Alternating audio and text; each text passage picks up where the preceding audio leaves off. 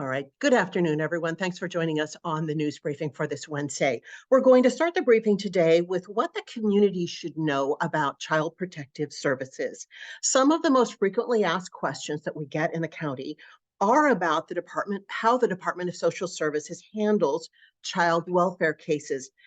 This is a very complex and it is a critical role that the county plays because of the age of those involved. Oftentimes, the information that is available is sensitive and confidential. However, it is very important for the community to know about what resources there are to protect children and about the laws surrounding investigating child welfare cases. To talk about this, we are very pleased to have Eva Ortiz. She's with the Department of Social Services as a Deputy Director. Eva, thanks very much for joining us today on the briefing to talk about this really important subject. Of course, happy to be here. So to start, I would like to share that in Family and Children's Services, we operate what we call a hotline. It is open 24/7, 365 days a year. We have our social workers available to respond to calls from mandated reporters. And to provide an example of what that looks like for our county, in the month of July, we received approximately 280 calls to our hotline from the community. In the month of August, we received 445 calls from our community reporting suspected child abuse or neglect. So generally what happens when we receive those calls, because we do have legal mandates that govern the work that we do, our priority is always for safety and to strengthen families so that children can remain in their homes and in their community. So when we receive a call, our social workers take the information, complete an assessment, and based on the information that we receive, where we do have specific guidelines around what constitutes a child being at risk for suffering abuse or neglect or being unsafe, then we have different types of responses that we can provide. One of them being an immediate emergency response, where we are able to send a social worker out to the location where the child is within 3 to 24 hours based on the information we received. The other response is what we a 10-day. So we have the assessment completed and we will go out to make a determination within one business day, and we continue to make attempts to meet with the families. We have 10 business days to close out that investigation. Another type of response that we do also receive is what we call evaluating out, where there is a call, but it doesn't indicate that there is abuse or neglect being experienced by the children at the hands of their parents or their caregivers. When I say caregivers, we also know that in Monterey County, we have many children that are being cared for by either adult relatives or another adult that is legally responsible for their well-being. So that's a little bit about what happens once we get the call and send out a social worker. They will meet with the children, they will meet with the parents or the caregiver. They'll really work with the family to talk about what the report has indicated, what is the safety concern. Depending on that investigation and the information we gather by speaking to other members or other members of the family or other collaterals that know the children in the family, we then can hold a child and family team meeting, and that includes the child, the parents, anybody that the family wants to include, to really talk about what the safety concerns are and work with the family to build on their strengths and create a safety plan so that children can remain in the care of their parents. If we're not able to come to a decision that allows the child to stay in the home, then we go through the process of filing a petition in court. Keep in mind that our staff are invested in supporting our families and our children so that they can stay home, and they really work hard to strengthen and support the families. But if we're not able to come to a resolution that addresses the safety concern, then we will file a petition in court. We gather all of the information that tells us the specific reasons why a child cannot remain safely in the care of their parent or caregiver. We file that with court, and then the court makes a determination about whether or not they can take legal jurisdiction of that child. Once we start that process, then the parents and the children really start working with the court and different community partners to address the issues that brought them to the attention of the department. We also provide voluntary family maintenance support to families. So that's through a voluntary process where, you know, there may be some concerns, but they don't rise to the level where it's so unsafe that we have to remove a child from their home. And so that's a different path that we're able to take with families. Once we're in the court process, parents have legal mandates that they have to follow as well that are attached to their case plans. And then we really work, our number one goal continues to be safety and strengthening the child and the parents, and really work towards a permanent plan for that child to be able to return to their parents if it's safe to do so. Currently in Monterey County, we have 144 children in foster care.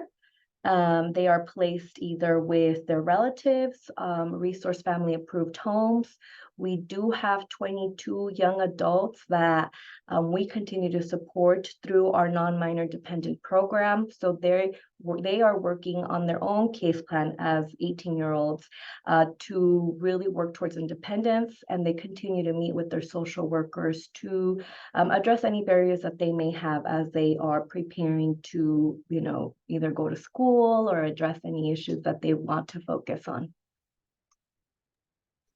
Thank you very much for going through that overview. And for people who may have questions for Eva, you can put them in chat or you can raise your hand. I would like you to talk a little bit about the role of the social worker in these cases, because I think everyone wants to armchair quarterback someone whose job that they're not doing. And so I think people would really be interested to know, you know, what is that role when they get a neglect or abuse case referral? Of course. So the role of our social workers are key. They, you know, as I mentioned, when we receive the call, they gather information through various resources that we use and systems to gather information about the family. And our next step is to go meet with the family. So a lot of what they do is home visits. So they meet with the parents in their home, they interview the children. We of course all receive specific training to be able to do this and work with families in this way. We collaborate with community partners, including hospital staff, mental health providers, school staff, law enforcement. And so part of what they do is really meet with the family, interview the parents, interview the children, and really try to understand what has happened, you know, what has happened that resulted in a call, and assess about safety and risk for that child, and use all of the information that they gather and their ability to engage with the family and the children to then be able to plan for the next step. And of course, we have specific tools that we use as part of our assessment, and our social workers also use their best professional judgment as they meet with families and hear from them, you know, what has worked for them in the past, what are the barriers that they're encountering, and what do they see as potential solutions, right, for sometimes very difficult situations that parents find and children find themselves in our community. You also mentioned using their, you know, they've got to use their best professional judgment. They're, you know, they're the ones on scene. They're the ones that are, you know, talking to the family, but there's also the law that they need to follow. So maybe giving us a better understanding of what some of those legal mandates are would be helpful. Yeah, so we follow in California, we have the welfare and institution code, which we call the 300 code, that really outlines what is abuse or neglect, right? There's specific legal definitions that speak to physical abuse, sexual abuse, general neglect, um, emotional abuse. And so part of what that social worker does is really use that as a guide in their process as they complete their investigation. And essentially what we have to do is when we receive a call, we have to make a determination. Did the abuse happen? Do we have enough evidence to substantiate that? Can we say, yes, this abuse has happened, it's likely to happen, or based on the information we gathered legally, we cannot say that we can substantiate? Because generally, in order for us to substantiate something and take it to court, that's part of the process. And that's part of what the court also looks at, based on the petition that we filed, do we have evidence to support the allegations that are being presented to the judge? And that's part of what our social workers are also required to really look at as they are meeting with families. And then you also mentioned children that are in foster care and the types of foster care. How valuable are those who participate either as family members being foster care or as citizens who just want to help children? Yes, they're so invaluable to our children that are in need and even our parents, because when children are placed in temporary care, really the department's goal and hope is that the caregivers, whether they're relatives or community members, really support the parents through the reunification process, really support them in also addressing the needs of the children and the things that the parents have to do. So the community's ability to really be resource homes for our children is important, because it allows the children to also have a secure and safe place to be while their parents are working on addressing the issues that brought them to our attention. And so their role is really important to provide that care and to partner with the parents and the family at the same time. If someone wanted to be a foster parent and wanted to be involved in that program, how should they move forward with that? Yeah, we do have a resource family approval. I can put the link in the chat. We do have orientations that happen every week for anybody that's interested, where you can come and hear about what it takes to become a resource family approved home. So I will put that in the chat. And then could you also put in the chat the hotline number for those who, I mean, better that people use the hotline than not use the hotline. What would you say to people who may feel like they want to report something but aren't sure if they should or not? I would say that if you have concerns about a child's safety, that I would recommend that you call the hotline to make a report. And then it'll be on the department to assess for safety and risk for that child that you're calling to make a report. And then one of the things you said earlier, I thought you might want to reinforce, it seems like the social workers and the department work very hard in keeping the family together. And I think we watch movies, we see news reports, and we often see children who are removed from the home. But it's not just as simple as that. Correct. Our number one goal is safety and strengthening families. And so whenever it's safe to do so, we want to have children stay in their home. We understand that removing a child from their home and their caregivers and their family is a traumatic process for them. And so that's something that we really take into account and seriously as we're making decisions that are legal and that have lifelong impacts on families and children. Are there any additional questions for Eva before we let her go for today? You can put your question in chat or you can raise your hand. And I'm not seeing anything. It sounds like you have covered everything. Eva, thank you very much for walking us through this issue. It's very complicated, but very important resources for the community. Yes, I appreciate your time, and I will, before I log on, put our number for the hotline before I leave. Thank you very much. Thank And you. now for our next topic. While the primary elections seem a long way off, there is a lot happening right now to get residents ready to vote. Are you ready to vote? Our Registrar of Voters, Gina Martinez, is here to walk through what voters should be doing now and what they should know and what they should be doing now to get ready, and how her office is preparing for upcoming elections, including special outreach for seasonal workers. The presentation will be given in both English and Spanish, and we're very pleased, Gina, that you're joining us today to talk about what's ahead. Thank you, Maya. Good afternoon, everyone. So indeed, the March 5th presidential primary is right around the corner.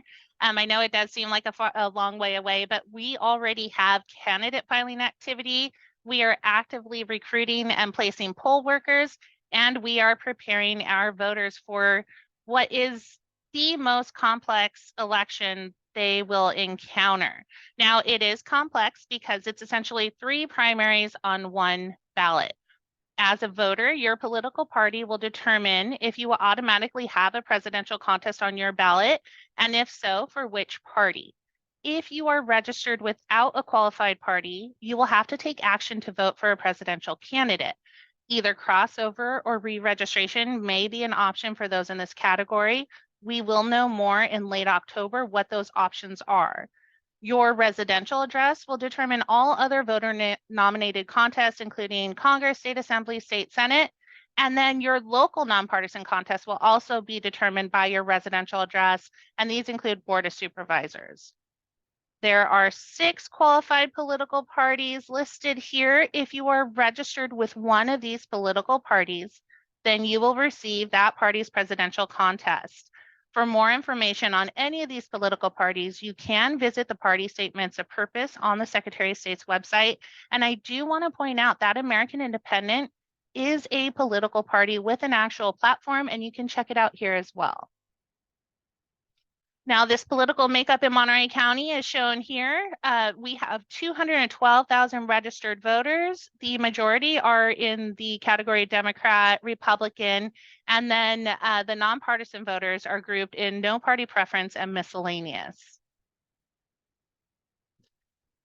Now, we are preparing these 212,000 registered voters. We just mailed out a pre-election residency confirmation mailing, and this is what our voters should be seeing in their mailboxes this week. And indeed, based on our phone calls, they are receiving this mailing. This is a critical piece of information for our voters.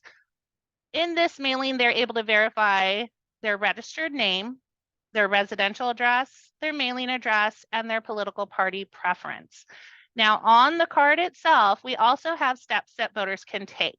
If the information is correct, they're vote ready for 2024, no action is taken, with a caveat that our no party preference voters will receive an additional mailing in early November with the options to vote on the presidential contest. If the name or address needs updating or the political party preference needs updating, this can easily be done at registertovote.ca.gov. Both the QR code and the link to this website are included on the mailing itself. Paper registration cards are available. We're happy to mail one to a voter upon request, or a voter can pick them up at libraries, post offices, and other government offices.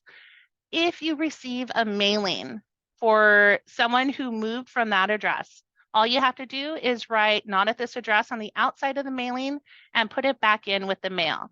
The post office will bring it to the elections department and we'll take care of the rest. Now, our mantra of this election in particular is take action, vote. And the most critical step you can take is to check your address and party information and update if needed. Do it early. This will affect your ballot, and ballots are going out in early February. So voters sometimes think that they can put it off a little bit, but we're asking to do that now. If you are registered without a political party, you're nonpartisan, then you will have options and you will receive a no party preference crossover mailing in early November explaining these options. And we're going to ask that you take action around that time so that we can get you the correct ballot in early February. We will have a few important election mailings happening between now and February 5th when our primary ballots will be hitting the mail. if you're going to be away temporarily because you're in ag following the seasons, or you're in college outside of Monterey County, or you have a vacation home that you visit during the winter months, contact Monterey County Elections for assistance in setting up your seasonal mailing address. Election mail cannot be forwarded, and handoffs may delay time-sensitive mailings. Now, it wouldn't be a press briefing if I didn't say poll workers are critical to this process, and we invite anybody who is interested in being a poll worker to sign up and help. We are actively placing them now. You can help Monterey County vote. I'm going to hand it off now to Greta and Anahi with the elections team, and they will be presenting this information in Spanish. And if I could just stop share. Okay, there you go, ladies. Thank you, Gina.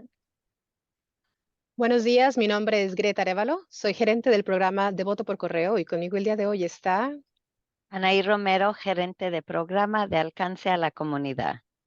El día de hoy daremos información de los primeros pasos para prepararse para votar en las próximas elecciones primarias presidenciales del 5 de marzo del 2024. I'm sorry, Anahi- Greta, are you sharing the screen? Oh. I should. I'm sorry. That's okay. There we go. Can you see it now? Is it working? Yes. Yes. Okay, thank you. Yes, we see it. Thank you, Gina. I was seeing it, but not all of you. So thank you again. So nuevamente el día de hoy daremos información de los primeros pasos para prepararse para votar en la próxima elección primaria presidencial del 5 de marzo. Y Anahi nos va a hablar un poco sobre qué constituye esta elección. Adelante, Anahi. Gracias, Greta. Vamos a hablar sobre las reglas de la elección primaria presidencial, que va a ser el 5 de marzo del 2024. Primero, su partido político determinará si usted automáticamente tiene una contienda presidencial en las elecciones primarias y, de ser así, de qué partido. Número 2, si está registrado sin un partido político cualificado, tendrá que tomar medidas para votar por un candidato presidencial, que será cruzar a otro partido o re-registrarse para votar. Último, su dirección residencial determinará todas las demás contiendas locales no partidistas y nominadas por votantes que recibirá en su boleta. Los partidos políticos cualificados son 6. Aquí está Partido Americano Independiente, Partido Demócrata, Partido Verde, Partido Libertario, Partido Paz y Libertad y Partido Republicano. Para conocer más sobre cada partido, pueden visitar la página en la Secretaría de Estado. En el condado de Monterey, actualmente tenemos más de 212,000 votantes registrados. La mayoría de los votantes están registrados bajo el Partido Demócrata, con más de 111,000 votantes. Después tenemos a votantes registrados sin preferencia de partido, con más de 44,000 votantes. Y después tenemos a votantes registrados en el Partido Republicano con más de 41,000 votantes. Ahora, Greta hablará más sobre qué pueden esperar los votantes en los siguientes días para prepararse para la elección primaria. Gracias, Anahi. El condado de Monterey recientemente inició el envío de correspondencia de confirmación de residencia antes de una elección. Esta correspondencia es importante para que podamos mantener una base de datos actualizada y que nuestros electores reciban la boleta de partido correspondiente en su domicilio actual. Los pasos son muy sencillos. Una vez que el votante reciba esa tarjeta, el votante debe revisar que su nombre, domicilio postal y partido político sean los correctos, tal como se muestran impresos en la tarjeta. Deben seguir las instrucciones que se muestran en la tarjeta. Si todo es correcto, usted está listo para votar. Si la información es incorrecta, el votante debe volver a re-registrarse para votar para actualizar su información.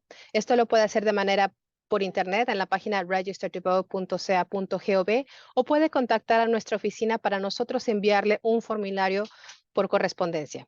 Si la persona mostrada en la tarjeta no vive en ese domicilio, se le pide a la persona que escriba en la tarjeta "Not at this address", que significa no en este domicilio, y devuelva la tarjeta a su cartero.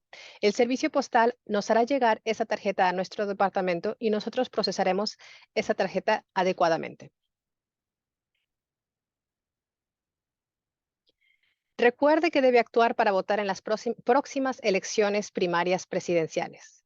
Verifique que su dirección e información de partido sean correctos. Si son correctos, usted está listo para votar. Si usted está registrado sin un partido político cualificado, recuerde que después del 22 de octubre nosotros sabremos qué partidos políticos aceptarán el cruce para otro partido y poder recibir esa boleta y votarla. Por lo tanto, a inicios de noviembre, los electores registrados sin partido cualificado o sin preferencia de partido recibirán correspondencia por parte de nuestra oficina con las opciones de cruce a otro partido o, si ellos desean, volver a reinscribirse para votar con el partido deseado.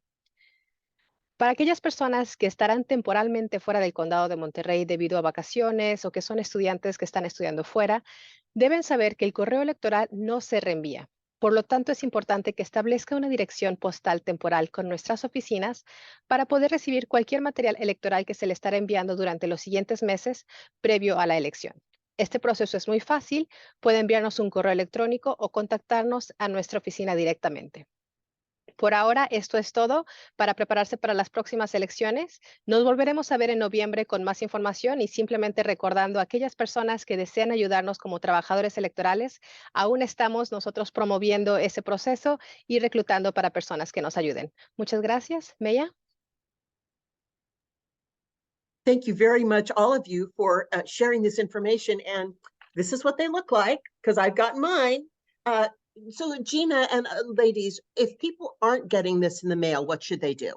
They can reach out to the Monterey County Elections Office and we'll check on that. It does take some time. Some people receive their mail very quickly, even though they all drop at the same time.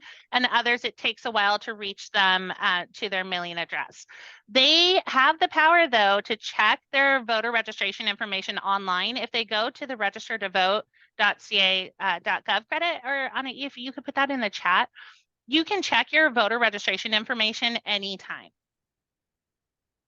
And then for general questions, I think people just wonder, you know, what's the date? You know, what should I have? I'm not sure about my address. They can just call the office no matter what no question is too small, right? That's correct. We love hearing from our voters. We're getting quite a few calls right now. Surprisingly, we're getting people calling us to thank us for the mailing, which is incredible to hear. And they just want to go over the mailing and make sure that everything is correct and they understand it. We're happy to help them even understand what it is that we sent them. So no question is too small. It's better to communicate with us. We have people here answering the phone. We're not going to make you go through an impossible phone tree. If you dial that number, you can hit 1 to bypass the outgoing message right away, and it will take you to someone who can help you. And there were some great photos of a lot of the outreach that go on. You guys are always out at events and fun things. Is there any unusual or new outreach that you're going to be doing in particular this year? In particular this year, I think since 2021, we've really bulked up our outreach efforts, and we have been out in the community more than we ever have in the past, in particular leading up to Election Day. And so typically during that early voting period, our voters see us in the office more than they see us at their farmers markets or at their community events. And we have taken a new approach to that, and that's outreach during the early voting period to be where the voters are and help them in their community. And so they can expect to see that in February. But they will also see a greater media presence, I think, this fall, just because we want to get the information out. This is a complex election with rules that our voters only see every 4 years, and sometimes they change because they're based on what the party wants for the presidential contest. So it's critical that we get that information out to everywhere our voters are, and that includes media, social media, and in their communities. Right. Any questions for Greta or her staff about about elections, about the mailing, about anything? Because I think you've really gone over it very, oh, if they call your office, should they call your office about being a poll worker as well? Yes, they can call our office about being a poll worker, and we have an entire team dedicated just to signing people up, getting them ready. Even if you're kind of on the fence, I think when we're out in the community and we're talking to folks about being poll workers, they say, you know, I thought about it for years and I don't know. Call us and talk to us, and we'll tell you what the day is like. There's a poll worker hotline, 831-796-1485. You can also call the main line and we'll be able to help you with that. But definitely, if you're on the fence about it, it's a great experience. You're helping your community members. These are volunteers within each community. You're helping your neighbors, your friends, and you'll meet new people and serve your community. It's a great day. Thank you, Gina, and thank you, Greta and Anahi, for going through this presentation 2 times, and it's really great information. We appreciate it. Thank you. So part of being ready, besides being ready to vote, is being informed about what you're going to vote on. One fantastic resource is the League of Women Voters, which offers nonpartisan resources and a host candidate forums. Marianne Gawain Davis from our local league is here to tell us about what they have to offer for voters this year. Hi, Marianne. Hi, and thanks for having me. It's always an honor to be side by side with Gina and the fantastic staff of the elections department. They are just doing an amazing job. But we're a group of nonprofit volunteers, and we just exist to help people become informed and engaged voters. And it's hard to think there's anything that the elections department hasn't covered, but we have a few tricks up our sleeve. We do co-sponsor forums with community groups, forums for candidates, or we are happy to share best practices with community organizations that would like to put on their own forums. And we have staff a poll worker at Gina's request where we need to go. We staff polls. But today I want to tell you about 2 really nifty tools. And let me see if I can maybe share the screen. Well, no, that said that I've ended my slideshow. So there we go. Okay, let's see if we can go here. The first thing that I want to tell you about is Easy Voter Guide. And you can see that this is available online at easyvoterguide.org about 2 months before the election. And then 5 weeks or so beforehand, it will be available, we hope, in libraries. It's a production collaboration between the League of Women Voters and the California State Library. This is a very simple, straightforward pamphlet. It's designed for new and busy voters. It just takes them right into the easy path of how can they register and what is going to be on their ballot. Ballot explains a little bit about the statewide offices. Someone might not be familiar with the responsibilities of a senator or the attorney general or whatever is on the ballot. And it's available in English, Spanish, Chinese, Korean, and Vietnamese. And as I say, that is a great place to start. So we will be trying to place those in libraries. We also take them to congregate living facilities like retirement homes and things, and you can contact the league if you have a suggestion of where we might distribute those. And then for voters who are ready to dig in more deeply, we have an online resource called Voters Edge, and you can see here on my slide that 2 million California voters used this in the last election, 2022 election. And Marianne, we're not seeing your slide, just so you know. Not? Oh, okay. That is so very sad. Okay, let me see. Oh, you know what? I'm gonna thank you. Let me escape. I bet I didn't hit my sharing. I didn't hit my sharing. So let me go back into Zoom. Okay, now I just need to hit my share because I do have a few references I want you to see. And let's see where it is. There we go. Okay, let's see how that is. Okay, so let us go. So this is where I first talked about the Easy Voter Guide, and now we're talking about the Voter's Edge. So we work very hard to reach out to candidates and get them to provide information, their own statements, and then we place these things side by side. So you will have information. It's free for them to put the information there. It's free for voters to get access to it. And you can learn a lot about the candidates and their priorities, and also about state ballot measures. I should have said that the one thing that is included in the Easy Voter Guide is some information about ballot measures, which can be very complex to understand.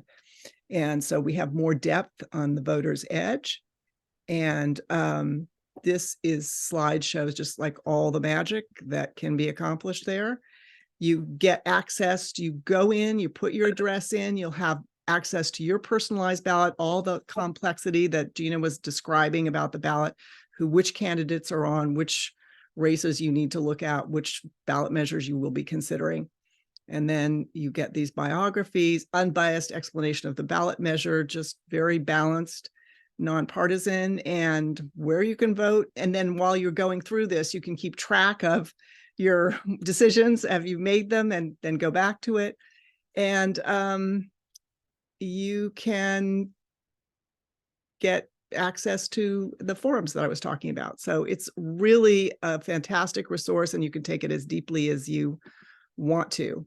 And here, since I couldn't type into the chat, I made a little slide for us. So the Easy Voter Guide online is at easyvoterguide.org, Voter's Edge at votersedge.org. We have our own website, and we have links to materials and to pointing to people, the election department too. And you can reach out to us by email at this email address. So we're there to help the election department make it happen. So Marianne, if you would email your slide deck to me, I would like to share that with all of our participants today as well. And then could you talk a little bit about what you may have coming up for the election? Any, besides the resources, are you supporting any forums or other events? We will be having forums, but it's in this planning stage now where, as I say, community organizations are just reaching out to us. I think we would see those starting in December, probably. So for people who want to find out, checking your website is the way to go to find out if you're going to be doing any forums, any issues forums, or candidate forums. Yes, and there's a phone number, and of course they can email us as well, and we should be responsive, maybe more responsive to the email than the phone number, where we're not always having our office staffed. Understood. Any other questions for Marianne or any of the people that we've had on? If not, I'm going to let them go. Great information today. Thank you all very much for joining us today. I've got my mailer. I feel ready. I've got my website links. I'm ready to go. I'm ready to vote. If only the election were tomorrow, I'd be ready, right? Wonderful. Thank you, Maya. Thank you, you, everyone. Thank you, Marianne. Thank you, everybody. Thanks It was for great. joining us on the briefing this week. Our next briefing is next week. We'll see you then.